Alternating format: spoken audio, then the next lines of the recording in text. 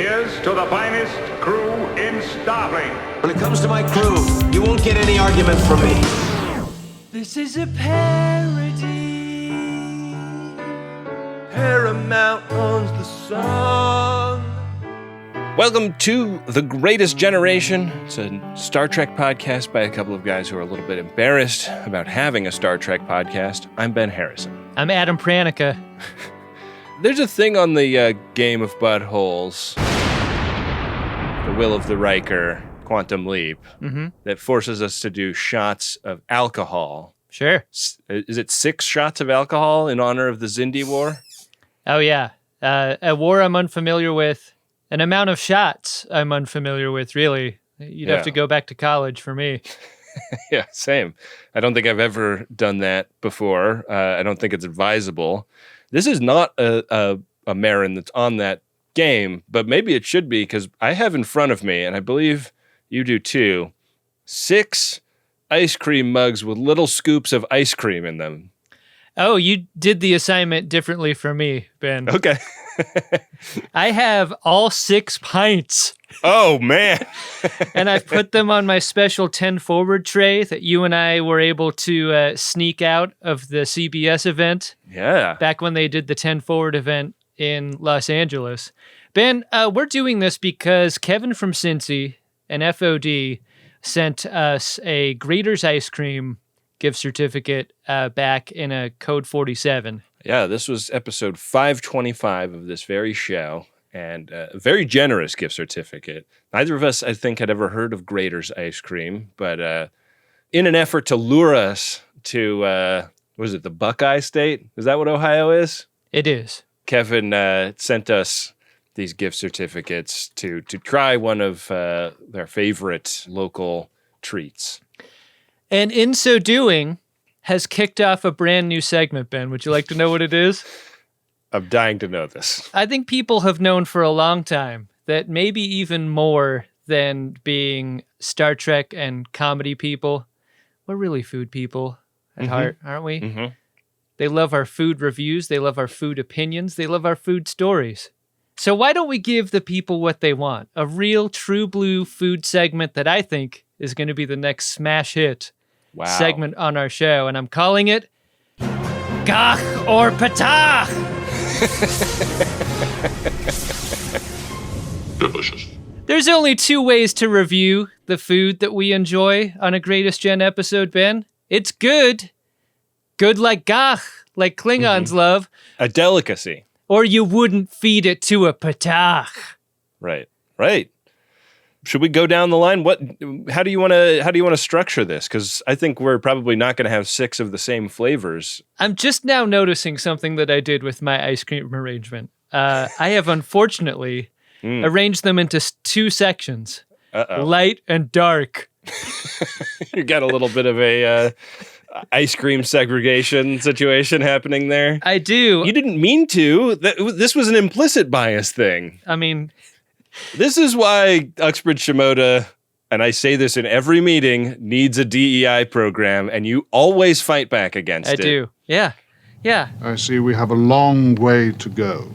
On the top line, Ben, we've got peach, banana, and birthday cake. Okay. And then on the bottom line, I've got mint chocolate chip, black raspberry, which I was told was like the main Greeter's flavor. Like, you got to get the black raspberry. That's their special thing. And then finally, Buckeye Blitz. Wow. We have very few points of overlap. Oh, that's great. What'd you get? So I did get the birthday cake, and I did get the black raspberry. And I also got peanut butter chocolate chip. I got bourbon pecan. I got strawberry, and I got s'mores. And this ice cream company claims that what sets their product apart is the French pot that they put in it. And I knew you'd love the fucking French. The French pot is how you make the best ice cream. J'aime bien smoke balls avec mes amis and get super baked. Come on, la boulangerie. Baked like a baguette, sticking out of the top of the basket in front of mon bicyclette. Do we have pints in France? I do not know. Oh, they invented the metric system, so they probably sell it by the liter or something. Oh, sure. Yeah. Ben, did you say you got banana? I didn't, and I thought for sure we get overlap there. You're a banana man. Tin Man. when you said banana out loud, the room turned sideways for me because I did not see banana available on the website when I made my order. And maybe that was a time of order issue for me or something. But yeah, I am dismayed that I'm not trying the banana because that is my favorite flavor of ice cream. Well, let's try our ones that we are overlapped on first. I think that might be a good way to start. And those would be black raspberry and what was the other? And birthday cake. Ben, let's just start with the thing that's supposed to be the best. Yeah, black raspberry. Oh, boy. Look at that darkness. Yeah. The color is amazing. The flavor is amazing. I'm dealing with some meltiness here because I didn't take huge scoops. So am I. It is a hot-ass day in LA. Yeah, but I like what I'm tasting a lot. I love the chocolate that's in the chunks like this. Yeah. Not little shavings. You'll get that sometimes in a Breyers. These are like uneven chunks that are like chocolate chip size and smaller for the most part. And they're very rich, which is something that, like, I feel like sometimes when chocolate gets cold, you don't get as much chocolatiness out of it. Mm-hmm. But this is good. And I'm also not normally a berries and chocolate person. I like berry flavors and I like chocolate flavors, but I tend to... You want to keep them separate, don't you? Yeah. That's my bias. As if separation is kind of a natural equilibrium that you prefer, right? Yeah, I guess I'll need to be attending our DEI program as well, Adam. My wife is a maniac because whenever we get pints of ice cream, you can tell she's been in them because she makes a perfectly flattened layer of ice cream. She like skims some off and then runs the Zamboni around the surface. I think it's too obscure that she's been in there. Mm-hmm. Like, you can't tell really how much has been eaten if you're constantly flattening the layer. Right. Yeah. What you need to do is like take a food safe equivalent of a Sharpie and make a little line to keep track of where things have been. I got you bartender for your freezer, so you can tell if your wife is stealing ice cream from you. Many people's wives like to hide the amount of ice cream they eat from their husbands. Body shame is a societal issue that is thrust upon women. So often they conceal their consumption of rich foods such as ice cream and alcohol. Ben, I just ripped off the top of 150th birthday cake, and I'm holding this up to the camera for our viewers at home. Just a totally festive, like funfetti type of look to it. Yeah, but they're not Jimmy's. They're like, I thought maybe I was looking at like Fruity Pebbles when I first opened this because the flecks of the sprinkles are big. But I think they're like white chocolate or something like that, like busted up in a similar way to what they're doing with the chocolate chunks and the black raspberry. I gotta say, I might like this one better than black raspberry. It's so fucking good. There's also cake in here. Huh. What? I haven't gotten to cake. There's like little bites of sponge cake in this ice cream. Wonderful. I'm returning all these pints to the freezer with gouges out of them. My wife's going to murder me. She's going to know who took ice cream and how much that person took. The misophones are going to leave a lot of 1-star reviews on this episode. So if you don't have that probably real affliction, please help us out with a 5-star review. They're not going to do that. They found something else to be grouchy about. Okay. I'm moving on to peanut butter chocolate chip, a real crowd pleaser flavor. Oh, you know, I've got a peanut butter adjacent pint here. Buckeye Blitz is chocolate peanut butter ice cream, peanut butter cookie dough, and our signature dark chocolate chips. Dang. Wow. That sounds... Here's how that one looks. Oh, that's a beautiful color. So mine was like peanut butter color ice cream and peanut butter flavor ice cream. And then I would say milk chocolate chunks and bigger chocolate chunks than what we've gotten so far. You know how peanut butter tastes different from candy peanut butter? Mm-hmm. This tastes less like candy peanut butter, but like a richer, real peanut Right. butter flavor. It's good. All right, I'm moving to bourbon pecan. God, this one's great. It's so chunky. How much bourbon flavor do you expect in a bourbon pecan ice cream, Adam? A rum raisin amount of bourbon. I would say this is making me worried I might get drunk eating it. It is so bourbony. Whoa. It's like distinctly bourbony in a very interesting way. I'm not sure I would like that. Is that refreshing the way you want an ice cream to be? Here's what I'll say. I'm not a whiskey man. People know this about me. You are a risky man, though. This ice cream is helping me see what people enjoy about bourbon. Ben, I'm getting into mint chocolate chip. Oh. They have decided not to go with the toothpaste food coloring version of mint ice cream, which I appreciate. I'm not against that. I gotta say, this is my favorite flavor of ice cream just generally. If there's a mint chocolate chip at the ice cream shop, this is what I'm gonna get most of the time. I absolutely love mint chocolate chip. I don't get it as often just because it's like not that compatible with banana. And if there's a banana, I'm getting that and maybe like a scoop of something else. But my wife cannot stand mint chocolate chip. So we rarely have it in the house. Well, she does hate the things that you love most of the time. That tends to be the case. All right, bite of strawberry here.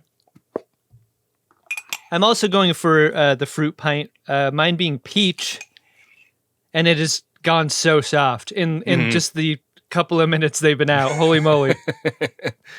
The strawberry's exactly what you would expect. It compares very favorably to like the Dryers or Edie's strawberry, but the cream is creamier and richer. I can't tell if this pint is softer because just the plain, peach and vanilla ice cream is a softer, smoother one, or if it's just the melt factor. Yeah. But these are all the things I love about like a peach pie. Just like nice cinnamon, Yeah. vanilla, peaches. Really simple, really good. Because these are like denser pints of ice cream. Like they're like the Ben and Jerry's level of density, not the Right. Tillamook or Dryers / Edie's / Breyers density. Last one is banana, and it's banana chocolate chip. Oh, I'm ordering some. We should say that there has been a uniformity of chocolate chips. Like when we mention chocolate chips, they're all going to be the kind from like the black raspberry chocolate chip, which is like a bar of chocolate run through with a knife. That kind of lack of uniformity. My last one was the s'mores, full like mini marshmallows in there. Not like a marshmallow fluff swirl, but like actual mini marshmallows, jet puffed. I think it was like a graham cracker tasting ice cream and then chunks of chocolate, and also like bigger chunks of chocolate than most of the others. All in all, I'm going to say gach to every single one of these. Delicious. The one that I would give a soft gach to, might verge into patah for some people, is that bourbon pecan, because it is such a swing. It's such a big bourboniness to it. And like, I think if you gave that to a kid, for example, they'd be like, what the fuck is this? Like, do not want. That kid would become immediately cool, like the coolest kid at school. Mm-hmm. Yeah, that kid would fuck Stifler's mom. Mom? Oh, hey, Stifler. I think you're right, Ben. I think they're all gach. And if I were to try to put them in any kind of order, I might go birthday cake, Buckeye Blitz, black raspberry, tie between peach and banana. And I would put mint last, only because it is a great mint chocolate chip, but like the others seem special and more difficult Totally. to make well. And so that's why I'd give them the nod. Just all bangers here, though. I kind of felt like that about the strawberry. Like it's a very good strawberry, but it's like done as well as lots of other strawberry ice cream that I've had. Tonight, when you go into the freezer for a couple of spoons, what's the one you're grabbing for? Like the reflex. I think I might get that birthday cake because it was such a novelty to me. Like I know that like birthday cake is like kind of a flavor du jour and it's like a very popular thing in a lot of places, but it hasn't really come across my transom a ton, and I really enjoyed that execution of it, and I want more. I really enjoyed this hit segment made possible by Kevin from Cincy. Yeah, sponsored by Kevin. Yeah. Pretty awesome stuff. Promotional consideration provided by Kevin. A really generous gift, Yeah. also, we wanted to say. And I don't know, now that I have a stomach full of 6 different kinds of ice cream, I'm ready to go to sleep, but I can't do it quite yet, Ben. First, we've got to do Star Trek Enterprise Season 1, Episode 14, Sleeping Dogs.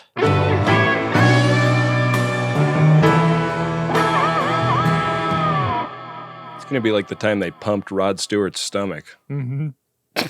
And they found 6 pints of banana ice cream in there.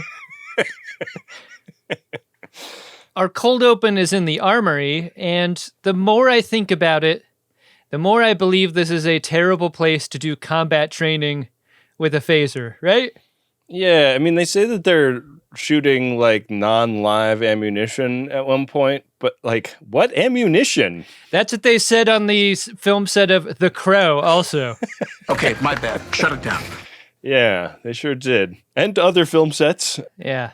I mean, you really appreciate that the D has its own room for this after this scene. Yeah, I mean, one of the reasons for that being that it's enormous on the D. Like when you're shooting at the little target, the target can go all sorts of places. Right. This armory room doesn't look much bigger than a storage area, you know? They don't have that big of sets on this show. And Yeah. I guess, I mean, the target practice place on the D was just a black void, but Mhm. it would be hard to believe that they had black void anywhere on the NX-01 Entrepreneur. It just doesn't seem like that big of a ship. I think the only black void available on Enterprise right now is Jonathan Archer's sense of command. his grasp of leadership, if you will. Sub 50% hit to miss ratio for Hoshi. She is not adapting to the new phase pistols very well. She doesn't even do good enough to enter her 3-letter thing into the game at the end. Yeah, she's never going to see the kill screen. Yep. She's like adapted to like an older style of energy weapon that works on a different principle, apparently. So Reed is kind of like trying to give her some pointers on how to do a little bit better on her next go round. Just point straight at the target. He's coughing. He got a little frog in his throat. Didn't you want the takeaway from this that Hoshi was just going to be old school and she was going to be the one that uses the old model phaser going forward, and that was going to make her distinct from everyone else when you go on an away team together? She's going to be like Dirty Harry and carry some like crazy gun that everybody else is like, whoa. That's what I was hoping for. That's not the case here. Yeah. You get what you get. I did really like the close-up on the gun itself. Like that prop is super like meticulously made, like when you put the little battery pack in, the light turns on and you know, you can crack it open and take the ammo out and stuff. Like really neat. Yeah. Yeah, I like it. It's a good prop. So they get a little banger, and we learn that they've pulled into orbit around a gas giant, and that is our great big suspenseful break into the opening credits. You get the sense that on the D, it was very special if you could feel the ship drop out of warp. Like, Yeah. oh, whoa. You really feel the ship in a special way. But on this version of Enterprise, it's like a subway pulling into its stop. Like you really get jostled a bit. It would be funny if the set design had involved a lot of straps around so people could hang on. That would be great. Enterprise is pulled up on a gas giant, an enormous gas giant. Yeah. And when we come back from theme, they're probing it, shooting probes into it. And we get to hear what the inside of a gas giant sounds like.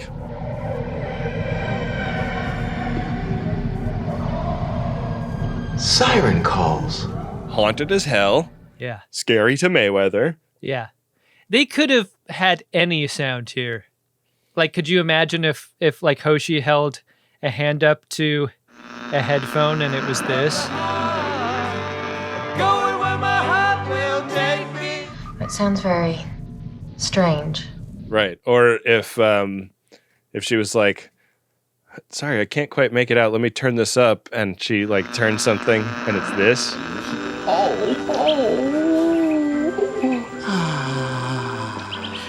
Yeah, but as it is, it's just a siren song-like bit of screaming is how it's described. And Mayweather's familiar.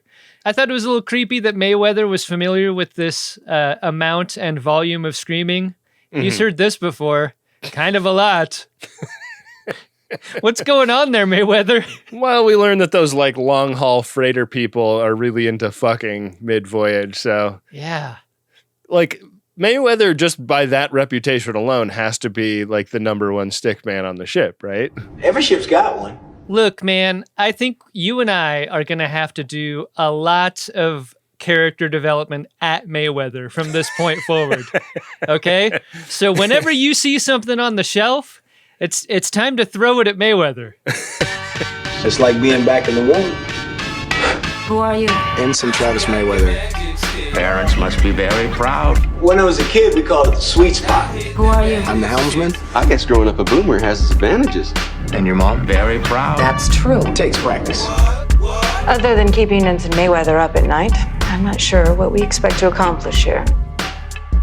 So they also pick up an anomalous power signature and biosigns. We've got a ship. The screams are not coming from the ship. This much we're certain of, right? Yeah, that would make that place a tomb, and that's not what this episode is about. Yeah. We cut down to Sickbay, where Rhinovirus Reed is doing that old man complaint of we can put someone on the moon, but we can't cure this.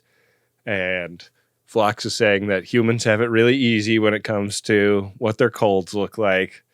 This is a scene basically about like Reed saying he's going to have to power through this cold to go on this away mission. He's not going to take a couple of days off work for this or anyone. Hey, Dr. Phlox, do you have anything in any of those leeches you like to keep around as pets for this?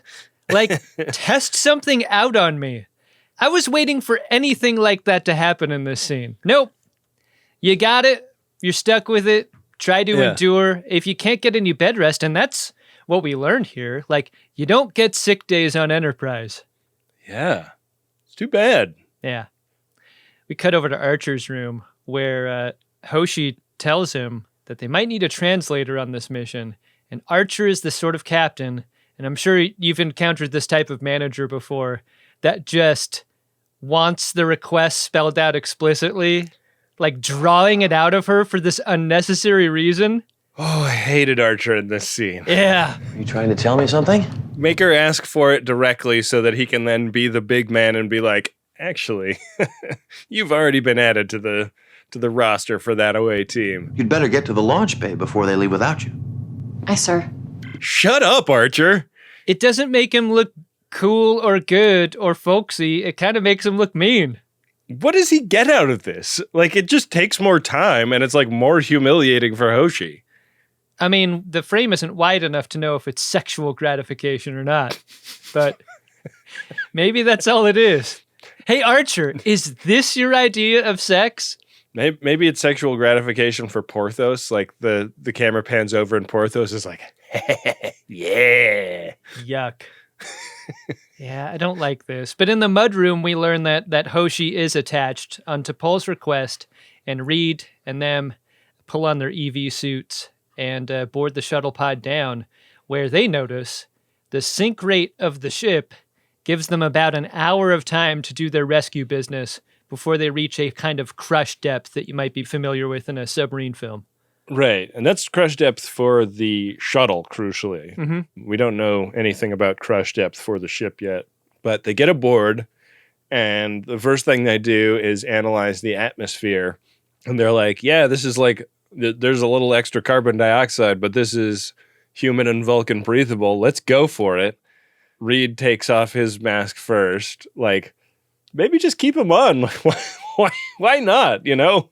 This seems unnecessary, but it does give us our first scene in a long, long time of react to smell, which is something that I know we've wanted for quite a while. More of this. Perhaps we should leave the helmets on. What is it? You can't smell that? No. I was wishing when they took their helmets off, they became aware of the chain clanking sounds. Yeah. That doesn't happen. Does the inside of that helmet smell like your mouth, though? I mean... It has to, right? Yeah, I guess you probably don't want to have a bunch of cheese before your away mission or whatever. Yeah. Or ice cream, for that matter. Yeah, they go ahead and leave him off, even with the smell. Yeah. Hoshi sees Klingon writing on a panel, and that gets them all to take out their brand new dustbusters from this point on. They don't take the helmets all the way off at this point, and like I was like the way the mask comes up, there's something like kind of right in your field of view with it just like ajar the way it is.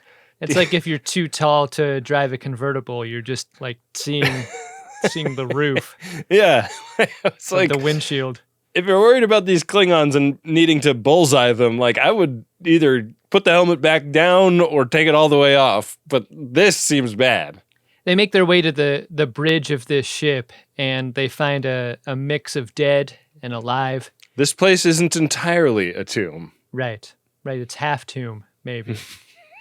Are they going to leave or not at this point?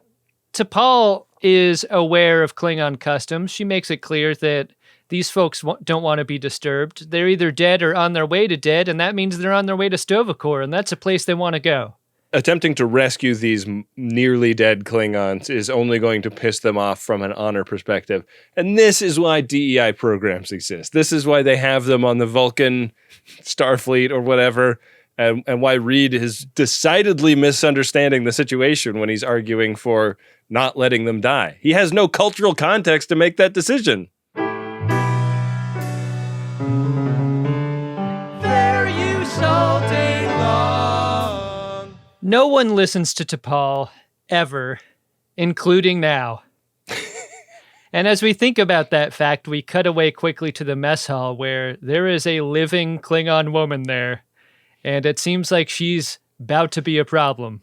Yeah, she does not have a boob window. We lost a lot of money. We bet a lot of the company coffers on a boob window in this episode. Like, she has a plunging enough neckline that if there had just been like one strap of fabric, we would have had boob window continuity, and we don't. We don't get it. I bet you know the answer to this question. You're a real smart guy. Like, before windows in human settlements, human society, where they're just holes in the mud huts or whatever. Like, this seems to me to be the comparison, right? This is an ancient Klingon civilization, pre-window, if you will. So what do we got? We just got a plunging neckline, much like the ancient humans, the cave people might have had, just open holes. Before they could make glass, this is what they had. Yeah. Wow. That's what I think is going on here. I think that's a charitable read. Anyways, yeah, she's been hiding out in the galley of this Klingon ship and starts to sneak around. We learn a little bit more about what happened to these Klingons. There's a lot of alive Klingons that are not conscious aboard this ship. Not a lot of moaning, though. No. You know? There's a neurotoxin affecting them, and they assume that this was atmospheric and that it has dissipated enough that it's not affecting the away team. But they got to start like making choices, and they're in communication with Archer about this. They have about 30 minutes left before they hit crush depth. So he gives them 20 to see if they can help these Klingons out before they have to get back to the ship. Don't you love the argument here? Like, the away team's like, well, that's not really enough time. And Archer's like, you could do something interesting in 20 minutes, right? And honestly, no. Like, that's what the answer is. That is not enough time to do anything. So they are kind of debating what to do with their time. They like are being overheard by this Klingon lady. Not clear if she can understand what they're saying at this point or not, but she like goes off down some hallway and makes a noise, and Malcolm Reed goes alone to look into what this noise is, gets his ass jumped, and they get carjacked. What's that? It's our shuttle pod taking off. Grand Theft Cargo Pod. Never thought I'd see it. It is a moment that suggests that Klingons are smarter than humans, right? Because so much of this episode has to do with, oh, I just can't read what these screens say, and I don't know what this station does on the bridge. On and on, the humans are just totally unable to figure out how to operate this Klingon ship. This lady walks right onto a shuttle pod, hits a couple buttons, and she is out. They clock the shuttle coming out of the atmosphere of this planet on board the bridge of the Entrepreneur, and they're like, oh, like what? Looks like they're coming back early. Okay. Wait, where are they headed? Because they're not headed toward us. Trip picks up a signal. Unfortunately, no linguist aboard to interpret what the shuttle pod operator is saying into the radio because she's saying it in Klingon. He finally gets their universal translator patched into the radio, and this Klingon lady is totally lying on them. She's saying that the Enterprise is the one that neurotoxined them, and she's like summoning more Klingon ships to help attack these treacherous humans. Ben, we gotta believe all Klingon ladies at this point. Just straight up top. Yeah. But hashtag not all entrepreneurs. Yeah. I mean, what are you gonna do? I love the idea that this non-warp capable shuttle pod is making for open space. I don't really get what her plan is other than getting the word out that her ship was attacked. And it doesn't take very long before Archer orders the grapplers set upon the shuttle pod. And they got it, and they pull it into the launch bay. I thought the little CG sequence of grappling the shuttle looked great. Like the way the ship kind of comes in on the side angle, like a knife. This could look so stupid. Yeah. It does not, to their credit. Yeah, it looked good. So we get a little firefight in the launch bay. Like everybody goes down to see who they've caught on their line. And she takes a couple of hits before she's stunned and out. She kicks a lot of ass, but like no one's going to be able to take several phaser shots. Yeah. And that's what ends up taking her down at the end. And so Archer gets on the radio to Mayweather and he's like, all right, I'm going to get right back in this shuttle and go down and fetch the away team. And Mayweather's like, no can do, Cap. They're down below the rated depth of that shuttle. And without much hesitation, he's like, okay, polarize hull plating. We're taking the entire ship in there.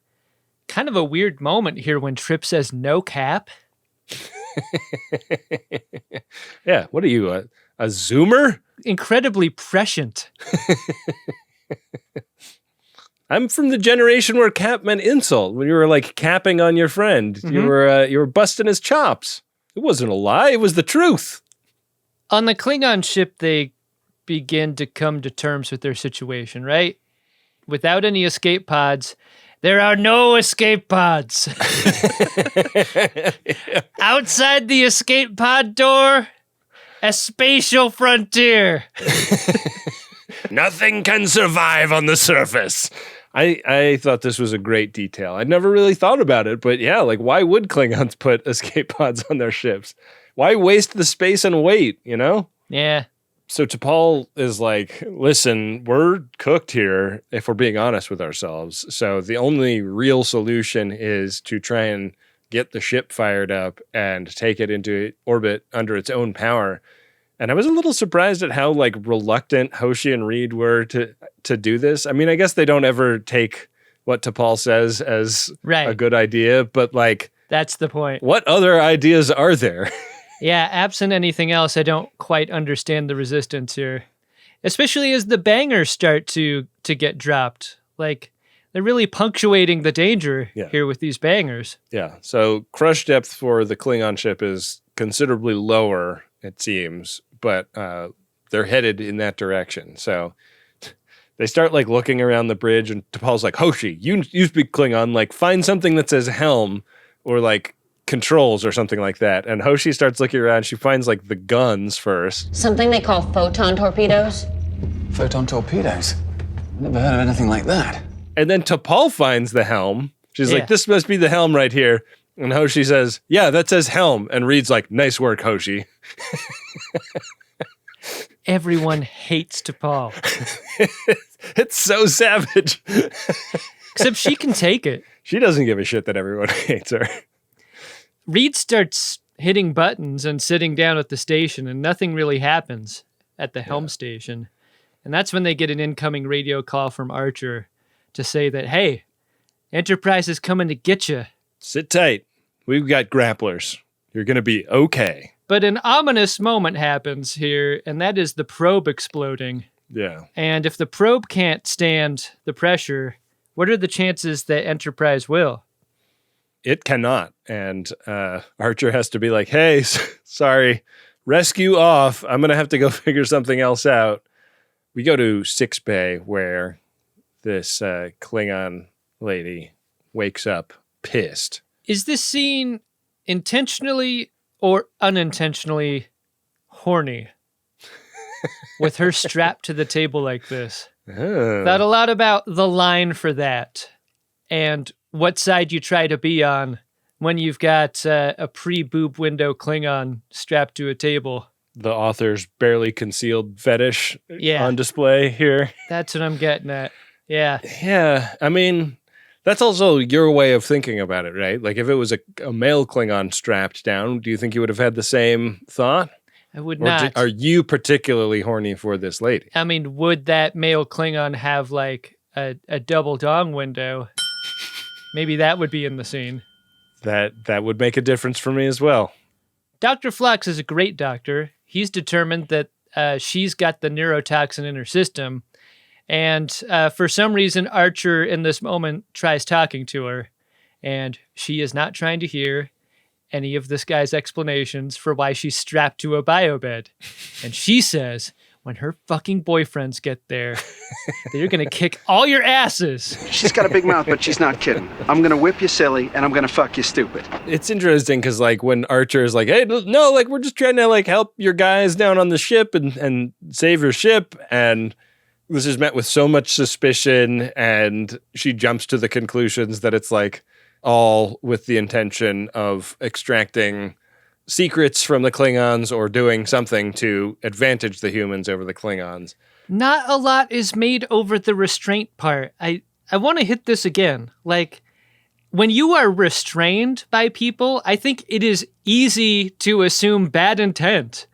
Like, she can't move, and she's feeling like shit from the neurotoxin. Like, not a lot of credence is given to her perspective here. The time I got arrested, I remember it being a very uniquely disquieting feeling to like not have any freedom over what I did over the next few hours. Like when you're like handcuffed to the guy next to you and being like walked down the street to a car, like it is upsetting in a way that's like, it was a little bit outside of what I would have predicted about that, I think. And so, yeah, I think that's a good call. It took you a long time to use the ones in the nightstand after that, I bet.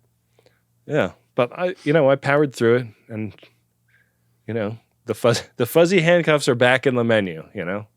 Well, that's good. You just clip the fuzzy handcuffs around your neck to the doorknob and get to work. Face of the fart. And you will never take the greatest gin alive. Ben would rather die. What? I like that Archer is starting to figure out that trying to be the white knight to every single person he meets in outer space is not necessarily playing super well. I mean, that might be generous. I feel like it's working way less than half the time. Yeah. Not a good hit rate. He's like, I got to just stop trying to help people. He's talking about this with Trip, like there's a psychological component to this that Archer wasn't considering. They talk about the Klingon ship that they are trying to help. Trip describes it as a tough little ship, which Klingons love. Little. He has a pitch, which is, why not, instead of taking the whole Entrepreneur down, we beef up one of our shuttles and send that down. It sounds like a fun project. It sounds like an A-team project. Yeah. Because we actually do get a moment where like we're close up with them as they weld some shit together. That's my favorite part of the A-team show, that montage where they're building the thing. Yeah. Yeah, it's good stuff. Yeah. Down on the Klingon vessel, we get a captain's log, and the captain of this vessel is like getting wasted while recording this log. He's played by Vaughn Armstrong, who plays the admiral that's always giving Archer his walking orders. Yeah. But he talks about how they were in a battle with the Zorantine, and that battle went great, but now they're falling victim to this disease, and he doesn't know what this disease is, and the overall situation is not good from an honor perspective. Where do you think this captain is during the recording of this log? Because I think posture does a lot to convey a feeling during a captain's log, and we've seen this over the course of like decades in Star Trek. Like when a captain's in trouble, they'll be slouched or laying down, or like remember in Star Trek 4, like the one in profile that couldn't even look at the camera during the log. Like you start messing with that composition a little bit, it helps to finish off the story in a visual way. Right. Like if I'm like this to the camera saying, Captain's log. You seem fine. I seem fine. But when you're like in the Hasselhoff eating a floor burger pose, like this captain is. Yeah, he's on the ground. Is Captain's log. He's on a Klingon bathroom floor. And that is no good. So they do get one piece of actionable intel from this log, which is that they need to fix the port fusion injector, and that will get the propulsion system on the ship back up and running. Hey, Ben, do you think the port fusion injector is what we should call the dessert menu at an Italian restaurant?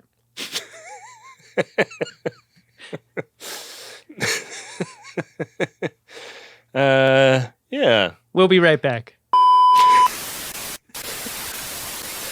Hey, Adam, do you think the reactor pit is what we should call the front section of a Greatest Generation live show?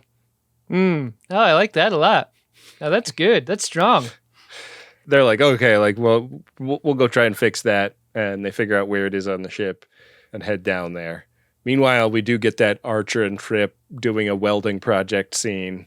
This is where Archer is kind of like, you know, as they work, he's talking about, this lady hates me because I asked her for help. Like he came to her with a help me, help you, help your ship. And that just like, that's all upside down from a Klingon perspective. Like nobody's going to assume positive honor-based intent in any of that. There's a weird undercurrent of like, I like her, why doesn't she like me? I'm trying to be nice and interesting. Yeah. She doesn't care. But that's Archer with every alien. Yeah. Yeah. Like, has he ever met one that he doesn't want to ask to the dance? He's thirsty. That's what his problem is. He's a thirsty motherfucker. Trip suggests a change in diplomatic strategy. This is a change that does not have any detail at this point. Well, maybe it's time to start thinking like a Klingon. I love how much overall in Enterprise the antecedents for the Vulcan hello are in here without ever actually saying it. Like, I think that whoever wrote that in Star Trek Discovery did a great job of like extrapolating from this stuff to like, what would you do if you were new to space travel and you ran into the Klingons a couple of times and were smart about it, unlike Archer? Been thinking about that a lot. How this show would be different without Archer, specifically. Why don't you put DePaul in charge?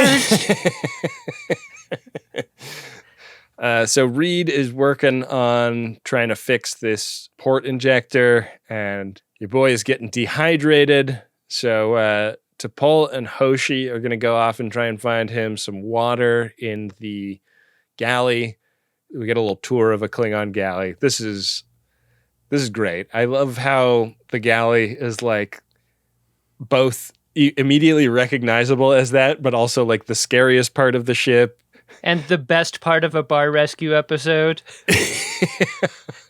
Like the dirty before scene in any reality show about restaurants and bars is what this is. This guy is dead!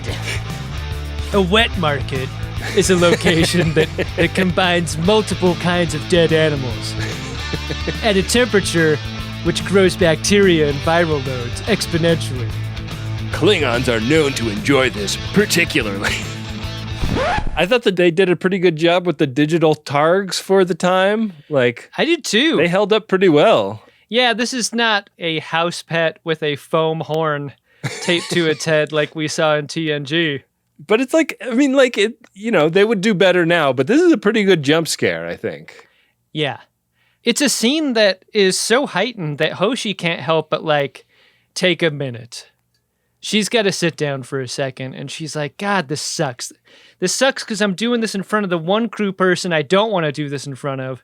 Right. The fucking tight and tidy T'Pol, who doesn't feel a thing, who's, like, always cool as a cucumber, and she goes on, and T'Pol's like, hey, it's all right. It's really natural to feel some feels right now. And check it out. If you give me 1,000 Isiks, I'll teach you your own mantra that you can use to meditate. Here, I'll demonstrate. And with a little bit of palm touching and a little bit of imagination, Hoshi thinks about her mental waves being all choppy and how she does have the ability to smooth those out. And she is stunned. And she promises to get those 1,000 Isiks to her as soon as possible. Yeah, I'm good for it. I just got to find an ATM. Maybe it's in green sector. T'Pol Sundental meditation. I like it a lot. I also just like the alliterative nicknames everybody's getting. Yeah. Tight and Tidy T'Pol, Rhinovirus Reed. Yeah. Got to come up with one for Hoshi. Banger interrupts this really nice moment between T'Pol and Hoshi. And Reed tells T'Pol that there are areas of the ship that even now are being crunched like a soda can recycler thing.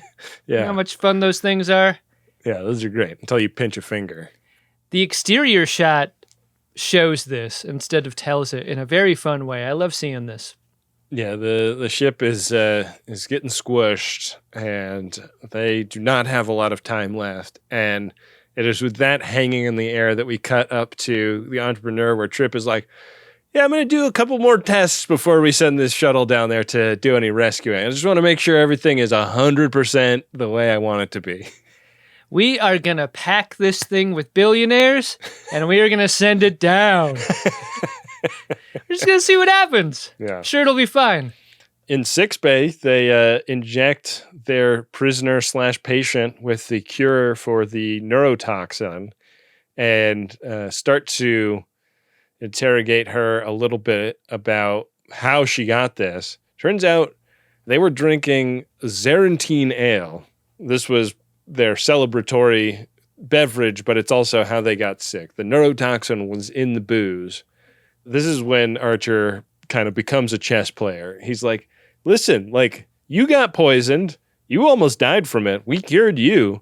You got a bunch of guys down there that are also poisoned. And you're going to have their dishonor on your conscience if you don't help us get that ship back in order. I love the idea of a Klingon raiding party not only destroying their enemies, but taking that booze. What? Don't let the booze go to waste. Let's party with it. Hey, man, don't let anything Zarantine go to waste. Did you understand this to be that the stuff was laced with a thing intentionally, or that there was just something about Zarantine booze that did not agree with the Klingon constitution? The Zarantine ale is being kept in the danger zone, and therefore pathogens can develop. We cut to that scene in Can't Hardly Wait where the nerd is drinking out of the keg and he spits it out. Do not drink the Zarantine. The Zarantine has gone bad. There's like one nerdy Klingon, like everyone's drinking and he feels peer pressured about it. Mm-hmm. Yeah, yeah. He's the only Klingon that doesn't have sharp teeth. Yeah. Yeah. Cause we really think it's fair use. Archer tries his hardest to make it clear that it's not a trick, even though you're being restrained on that biobed. Mm-hmm. That's for our defense. Yeah. Could it be that the laced booze is the reason for all your troubles? And look at us. We've developed cures for your illness. You're feeling better right now, aren't you? And wouldn't you feel the best if you saved your remaining crew people and you got that ship going again? Come on. Why don't you let me help you do that? Seems like she's going to grudgingly accept this. Meanwhile, Reed is down on the Klingon ship trying to blow torpedoes up underneath them to like help the ship get pushed up on shockwaves from the explosions. Has this been in a submarine movie before? The like use of depth charges or torpedoes or whatever to float a sinking vessel? I love the idea. I think so. Yeah, it's a cool idea. I mean, when you're on such a tough little ship, it's not bad logic. I don't know if it would work on like a contemporary submarine though. They're doing that thing though where they're like shooting 1s and 2s and they're a little bit further away than they need to do anything. They need to explode these things closer. Yeah. Damn the risks. Archie and the Klingon lady are on the shuttle inbound to try and rescue the crew, and they start picking up the weps. I mean, the ship is coming apart as they do this, but it's not working. So Hoshi is like, why don't we just expend all remaining ordnance, do an all torpedoes all at once strategy? And it's a lovely fucking war. Yeah. This is a little trigger happy even for Reed. Yeah. I love this. I love this look for Hoshi. Yeah. If only she was strapped with an old school phaser at the time, you know? Yeah. It'd really bring the whole thing together. Like, I hate that this comes from being, like, so well rested from her meditation experience with T'Pol and not from just, like, being born again hard Hoshi. Yeah, hard Hoshi. That's what we want. There we go. What did you think about this composition? Because we get a bunch of shot, reverse shot stuff between Hoshi and T'Pol and Reed, where Hoshi's making her case and T'Pol and Reed are reacting. But it feels like T'Pol is looking straight to camera for a lot of this in a way that I think was intentional. Because who does Hoshi want to gain the respect of more than anyone? It's T'Pol. So it feels very heightened for Hoshi to make her case and to feel like T'Pol's looking right at her during this case making. The last composition in the scene is Hoshi and Reed talking to each other, soft focus in the foreground with the camera focused on T'Pol in the background, which is like usually not where you would put the plane of focus. Yeah, usually the plane of focus would be on the back of T'Pol's head as she leaves the scene. So this is unusual. Well, usually it'd be on the people speaking, and instead the director wants us to think about T'Pol in this moment. You know what the best cosplay was at Star Trek Las Vegas that we saw? I know you saw this person. T'Pol, but like the hair was on backwards, like the wig was on backwards. That was great. That was solid. So yeah, they do this. The shockwave is big. It hits the shuttle, and like some debris from parts of the ship that this blows off go past the shuttle. And it does push the Klingon vessel considerably higher, but it's only buying them moments. The shuttle docks, and Archer is like, allow me to introduce Officer Buka. And Reed is like, okay. I saw you running down the ramp for that joke pommel horse. Is he going to stick it? I feel like there was one leg back, but then you step back forward into it. Mm-hmm. It's good. It's good. I didn't get all 10 points across the board. The Russian judge was a little bit mean to me on that one, I think. Really good. But yeah, we've got her aboard, and we also learned that there are Klingon ships on the approach. We've got 16 minutes till they show up. And Officer Buka's like, I'm going to fix my own fucking ship. I don't need your help. Yeah, like a lot of species, they do not want and resent the very idea of help coming from Archer and Enterprise. I love how consistent this is throughout this show. Yeah. No thanks. So like a bit of an elliptical edit now, because Archer just like kind of like comes back to the bridge of the Entrepreneur. We're still within that 16 minutes because no other Klingons have shown up. That's what felt so weird about this, was that like, usually you get an edit like this and it's like, tonight would be in the script note. Right. Like I was expecting to cut back up to the entrepreneur and they're like having dinner in the captain's mess talking about their experience. And instead it's like, no, like this is like 10 minutes later max. And Archer gets up there and he's like, cool. Well, the Raptor is coming up out of the atmosphere and they're hailing us. Let's talk to them. Like they must be super appreciative of what we did. And instead, Captain Von Armstrong, who has now got his shoulders squared up to the camera, is ordering them to heave to and surrender. I love this. I love it because it's so not a surprise. You know, he's got the strength that a lot of us feel once we finally get up off the bathroom floor, start to feel a little bit better about some decisions we've made. Yeah. He gets aggressive again in the way that, you know, is a Klingon feeling good. Yeah. His color's coming back, you know. Archer also gets aggressive here, and I kind of love the ultimatum. Like, your ship is beat to shit. You have no more photon torpedoes. We know because we shot all of them out of it. And basically, like, you should take your honor, what little of it you have left, and get the hell out of here. It sure does feel like diplomatic theater, though, right? Because the thing that happened during that elliptical edit is the conversation that Klingon captain had with his bridge crew going like, all right, let's set a course for home. Let's do repairs along the way. And his XO is like, what the fuck, man? Let's blow that ship up. Yeah. War! Like, everyone on his team is riding for something more aggressive. And that's the whole reason that this plays out the way it does.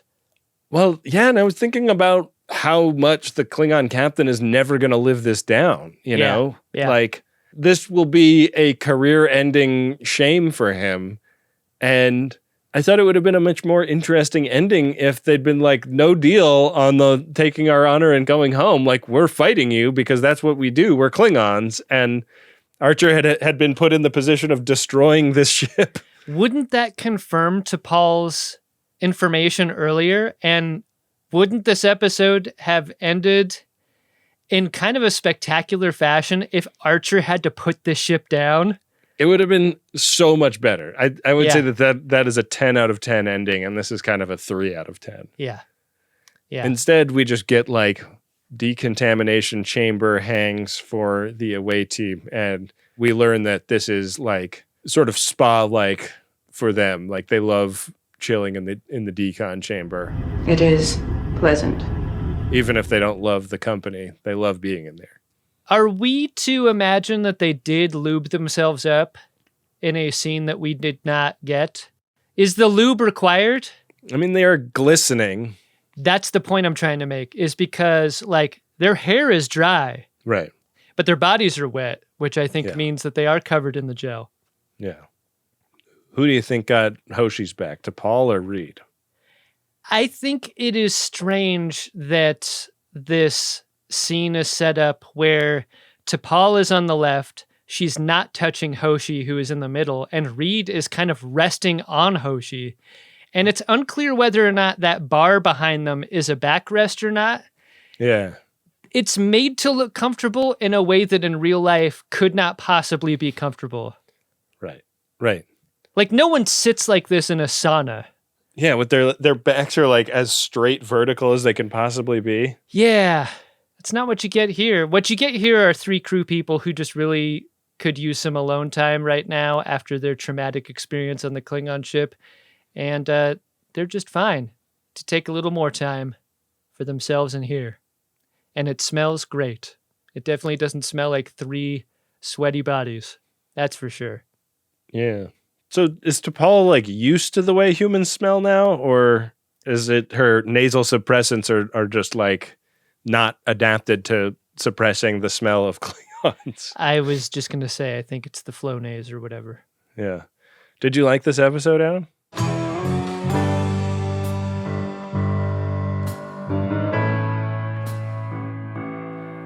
You know, when we were talking about the ghost episode that could have been here, the phantom limb of the ending, that's a great episode.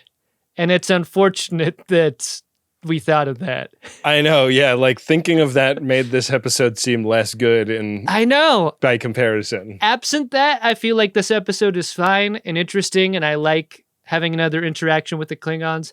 I like having an interaction with the Klingons that is once again not successful, where there are a lot of misunderstandings on both sides. That part's cool, but the dark ending, I crave it. And in season 1 of Enterprise, I feel like those are opportunities untaken at this point. Because what we need to do is prop up Archer as a quote-unquote good man and quote-unquote good captain. Right. So this is what we get. What about you? Yeah, I mean, I feel the same way. Like, I do like that Archer, as guy who isn't that good at this, is a self-aware version of that character. Like, he knows he keeps fucking up and keeps making bad choices in a way that is, at least endearing on that basis. But the thing I want most of all is for him to make a mistake that is truly haunting. If he'd then had to order Malcolm Reed to like fire a full spread at this Klingon ship and destroy it, and then like grieved that he had gone to such great lengths to help them. You go to the fucking looking window, Archer. You know you do after that. There is a single brass instrument in this for you, Archer. And we didn't get that, so a little disappointing on that basis. Yeah. Where are the brass instruments? Maybe they're in the Priority 1 inbox. Should we look in there? All right, I'm going to head that way. Priority 1 message from Starfleet coming in on secured channel. Need a supplemental income. Supplemental income? Supplemental. Supplemental. Yeah, it's extra. The interest alone could be enough to buy this ship. Our first P1 today is of a promotional nature, and it goes like this. For 20 years, Zach Bagans has gone unchallenged as Lord of the Paranormal World. Until now. Join Joel and Eric as they hilariously dissect every episode of Ghost Adventures and invent new ways to challenge Zach to come fight us in the dark. FODs, join our army of witches and warlocks every other Tuesday for paranormal goofballery on comefightmeinthedark.com and at CFMITD, anywhere you get your shows. Skits, bits, rambling marins, and in-jokes abound. We even have a Ferengi drop. Love you, Ben and Adam. You know what's funny is that my wife and I went out to dinner last night, and like one of my favorite things that she wears are her CFM ITDs.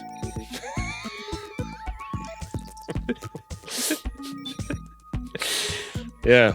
I'm sure Come Fight Me in the Dark loves that. I feel uncomfortable saying this, but she does look great in those. So the call to action here is listening to the most dangerously silly paranormal podcast ever at Come Fight Me in the Dark. And don't confuse this show with the other CFMITD show, Come Fuck Me in the Dark. That one's a very different audience. I'm not familiar with the Ghost Adventures program. No. Have you ever watched that? Are you into the paranormal at all, Adam? I mean, I am generally, but I had to search for Ghost Adventures myself. This is a reality show. Yeah.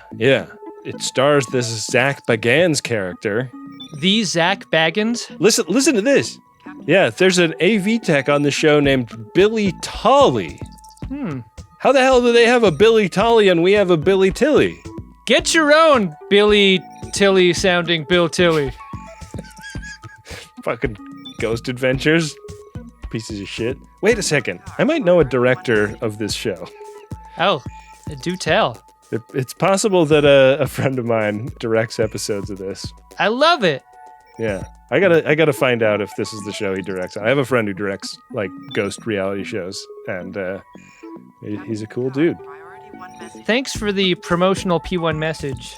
Yeah, it's really cool. I like scary stuff. I'd watch something like this. Me too. And I would listen to its companion podcast, Come Fight Me in the Dark. Yeah, sounds like they're...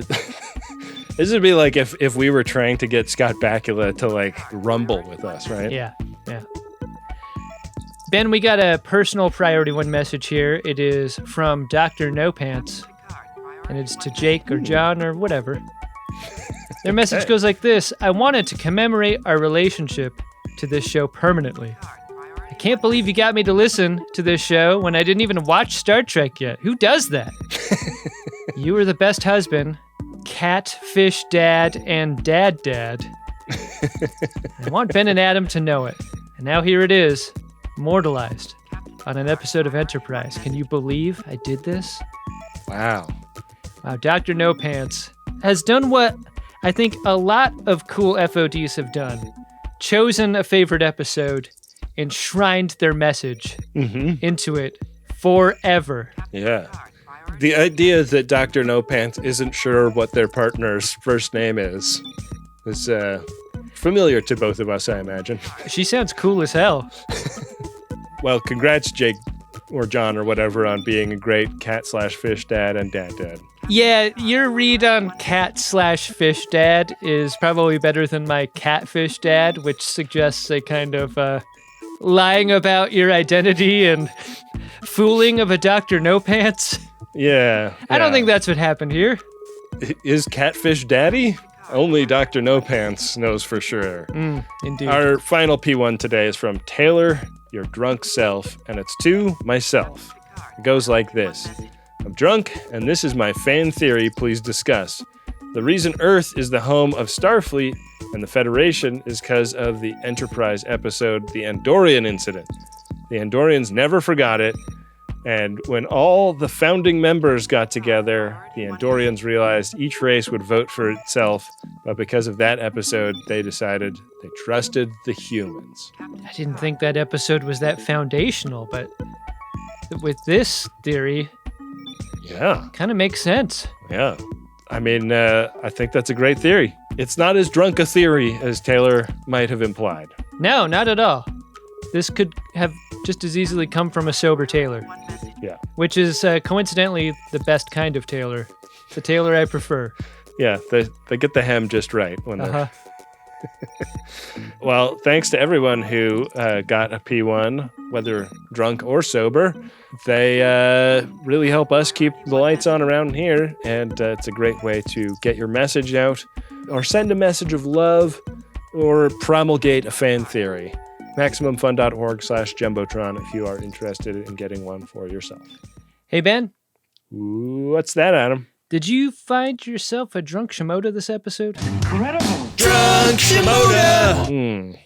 I think it's going to Archer just for... I think that he's made enough mistakes by now that, like, looking up Klingon psychology later is an unforced error. Like, bone up on, like, what makes Klingons tick before you start interrogating the woman you have chained to a bed in your sick bay. Mm-hmm. And I think things will start to go a little bit better for you. How about you? I'm not quite sure who to give this to based on the scenario. That seems weird to me, but maybe we can talk it out. Okay. So in the decontamination chamber at the very end, we got a T'Pol, a Hoshi, and a Reed. A Reed who is sick with a head cold. We do. And yet has been made to share close quarters with a Hoshi who has seemed fine up to this point. My question for you is, does Dr. Phlox believe the decontamination chamber is also scrubbing Reed's body from the common cold? Or does he not give a shit about putting Reed and Hoshi in that confined space so that Hoshi's gonna catch his cold? I think that's messed up. We know T'Pol's gonna be fine. She's made of sturdy stuff, but I wonder about this for Hoshi. Are we gonna get a sick Hoshi in the next episode? I don't know. Yeah, the cold just seems to, like, go away as a concern after the first act of this episode. Yeah, I didn't love that part of it. Yeah. Yeah, hey, Ben. You know what my drunk Shimoda is? The common cold. Wow. Yeah. Wow. Why don't you get out of here, common cold? Yeah. Why don't you go stamp out a campfire like a rhino? Fucking rhinovirus piece of shit. I mean, that was a little bit of a hike, but I'm glad we got there. I don't know. It's good. Anybody that has listened to any of our shows knows I do not mind taking a long walk for a B- at best punchline. Face of the fart. A much shorter walk is toward what our next episode is going to be, Ben.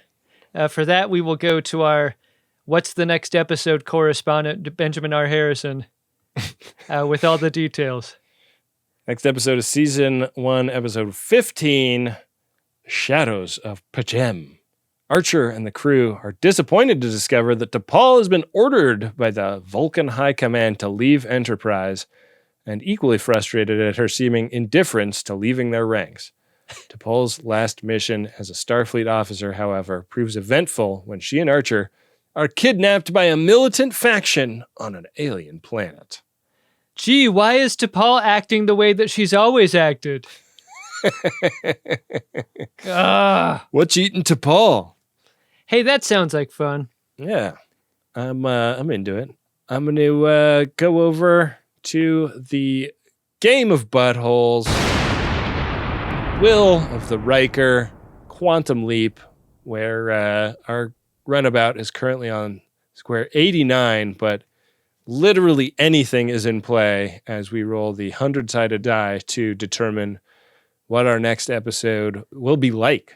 And this could take us anywhere on the board. Sure could. That's what makes this moment so fraught. Yeah. You're required to learn as you play. Roll. So I'm gonna see what we hit here. Nothing. I rolled a 71, putting us on square 60. Chula! Did I win? Hardly. Regular episode next week, Adam. The whiff. The whiff. Not even close to anything, really. Pretty cool. Pretty cool episode for us. Yeah. You know, it's going to be a sad one, see T'Pol go, but I'm sure we'll see the back of her head when she does. All episodes of Greatest Gen are sad in their own way, aren't they? Yeah, I never thought of it that way. Yeah. One thing that makes me happy is all the support we get for our show over the years, especially financial support comes from our generous FODs who see it in their hearts and their wallets to go to MaximumFun.org/join. Get on a monthly payment plan, just $5 a month. Yeah. Supports the show greatly and also unlocks a bunch of bonus episodes. And new ones come out every month. Hey, go get yourself something at podshop.biz if you'd like a little bit of swag from our show. Another thing you can find there is a way to sign up for our email list. And if you sign up for our email list, you'll start to get our monthly newsletter. We've been doing this for a few months now, and I'm having a ton of fun doing it. We put together usually one kind of big feature article and a bunch of little heads ups about things we're up to in these newsletters, and I'm very pleased with how they're coming out. So I want people to sign up for it. We're trying to make it distinct and different and something special, something you look forward to in an email inbox for once. Yeah. What do you think of that? Yeah. Next one will be out in 2 weeks or so as of the drop of this episode. So get signed up now. Yeah, and if you want a discount code for the Pod Shop, that's where you get it. Sure do. We got to thank Wendy Pretty, our producer, who edits this show and keeps all the plates spinning at Uxbridge Shimoda HQ. She is fantastic. Also got to thank Bill Tilley, our temporal Cold War time consigliere, who is back in the trading card business. Go check out our socials at Greatest Trek to check out Bill Tilley's trading cards. They're great. Our social media accounts are run by Rob Adler, who also does the mailing list. And he's also a really fantastic addition to the team. We really appreciate all of the talented folks we get to work with day in and day out due to the largesse of the Friends of DeSoto. With that, we will be back at you next time with another great episode of Star Trek Enterprise and an episode of Greatest Generation Enterprise where Adam is leaving the show, and I'm kind of blown away at how unsentimental he is about just stopping doing this thing that we've been doing for 8 years together. Yeah, I'm sure FODs have expected this moment. Long time coming. Yeah. Hurts my feelings. Make it so. Captain Jean-Luc Picard